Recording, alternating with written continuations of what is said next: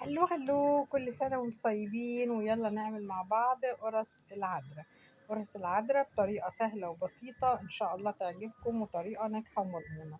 القرص الطرية الناعمة في نفس الوقت، مش اللي عاملة زي الكايزر والهشة قوي والكلام ده.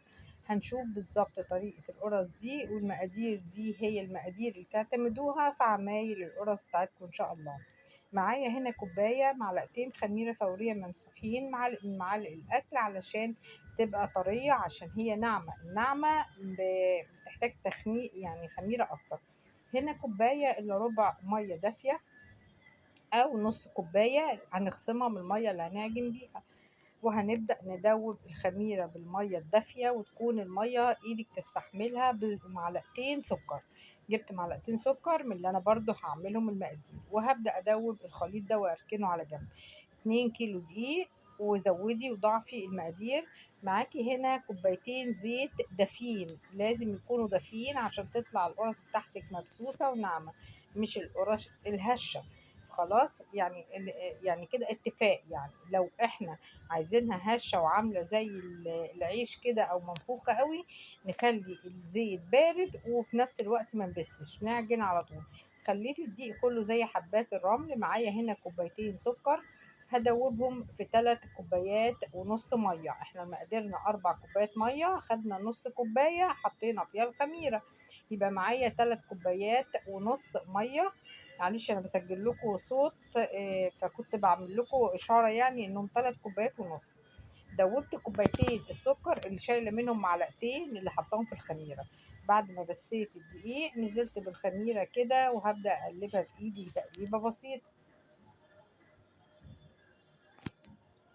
بس كده هقلب الخميره، وبعد ما هقلب الخميره هنزل بقى بالميه الدافيه. الميه كانت سخنه سنه عشان تدوب معايا السكر اسهل. والطريقه دي الطريقه الصحيحه جدا، غير لما تحطي السكر على الدقيق وتبداي تحطي الميه. الطريقه دي عاملاها معاكم من سنين، فهي الطريقه دي هتعتمدوها في القرص بتاعه العذراء والملاك، هي نفس القرص ونفس المقادير. هبدأ أقلب كده بقى بإيدي لحد ما أخلط المية. أنا هنزل بالأول بثلاث كوبايات، يعني هخلي شوية لأن كل دي غير التاني. وهبدأ آخد الحبة التانيين ألم بيهم بقى العجين. هعجن بإيدي طريقة سهلة، وما عملتهاش في العجان عشان الناس اللي ما عندهاش عجان ما تقولش الموضوع صعب، الموضوع سهل جدا. خلاص، عجنتها عجينة طرية بتلزق في الإيد خفيف. خلاص، في المرحلة دي بعجنها كمان 5 دقايق كده عشان التلزيقة الخفيفة دي تروح. ادهن ايدي ميه واعجن، بدهن ايدي ميه من الباقيه واعجن. ليه؟ الميه دي بتسهل ان العجينه تبقى طريه. خلاص، هو طبق بس واسع شويه كده، واعجنه وان شاء الله سهله جدا، وما بتاخدش وقت خالص معاكي في العجن. هلمها بقى وهدهن وشها زيت، وارشمي عليها الصليب، او حطي صلصة العذراء واركنيها ساعة ساعة ونص لحد ما تلاقي معاكي الضغط. هي ما بتعلاش قوي قوي لانها ناعمة، فاهميني؟ هي مش خشنة لان طريقة البس بتنعم العجين. خلاص، دهنة زيت اهيت، وهبدأ ألمها واغطيها حلو قوي بفوطة، وفوق الفوطة كيس. انا غطيتها بالمفرش السيليكون وعليها كيس، وسبتها. ودهنه الوش زيت عشان الوش ما يلزقش في الحاجه اللي انتي مغطيه بيها. وهبدا اركنها بس كده ساعه ساعه ونص. انا ركنتها حقيقي ساعه ساعه ونص كده تقريبا، لحد ما اتضاعفت زي ما انتوا شايفين.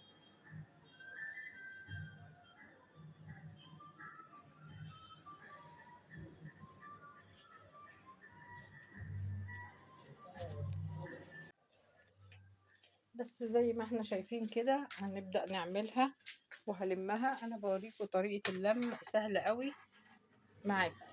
بس كده هنغطيها بقى ونركنها بعد ما ندهنها زيت،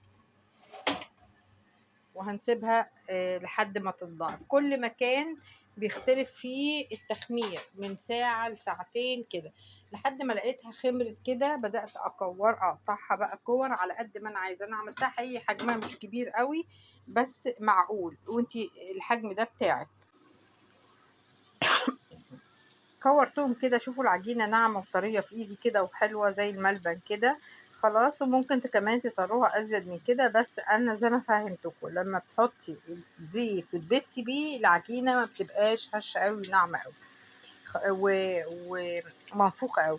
بدات احطهم في الصواني ومليت كل الصواني. بعد ما اتملوا كل الصواني كور كده بدات ابططهم زي ما انت حباها عاليه، ما تبططيش قوي، حباها متبططه ماشي. في الوقت دوت انت ممكن بالختم وتختمي لو عندك ختم العذراء. انا عندي ختم الملاك حقيقي ما عنديش ختم العذراء، لكن لو عندك ختم تختمي وتسيبيها. طبعا الختم مع الوقت بيروح علشان بتعلى شوية، إلا لو ختمتيها ودخلتيها الفرن على طول بعد ما بتعلى الختم شكله بيبان.